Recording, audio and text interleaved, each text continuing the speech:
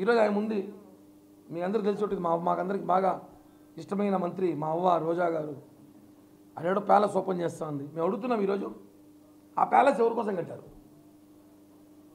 మీ కార్యకలాపాల కోసమా? జగన్మోహన్ రెడ్డి కార్యకలాపాల కోసమా? లేకపోతే నిజంగా టూరిజంకి ఇస్తామన్నప్పుడు ఫస్ట్ బుకింగ్ నాదే ఉండాలి. నాకు మహేష్ అన్నకి ఆయన సీరియస్గా తీసుకున్నాను, ఆయనకనే ఇవ్వండి, దగ్గరగా ఉంటుంది.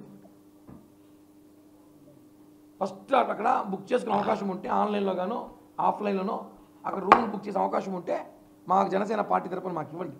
చూడాలి ఎలా కట్టారు. 450 కోట్లు పెట్టారంట కదా, లోపల ఏముండే వజ్రాలు వైడూర్యాలు పెట్టారేమో చూడాలి కదా. జగన్మోహన్ రెడ్డి రేపు అక్కడ షిఫ్ట్ అవ్వడానికి ఇప్పుడు వెళితే జనం తరుముకుంటారని చెప్పి దాని ఓపెనింగ్ కూడా పోయి భయపడి, ఓపెనింగ్ పోవడానికి కూడా భయపడి ఈరోజైనా కొత్తగా దెబ్బలు తినారులే అని చెప్పి మా అవ్వని ఇంకొన్ని పంపిస్తాను, కొత్తగా కొట్టినారులే అనేసి.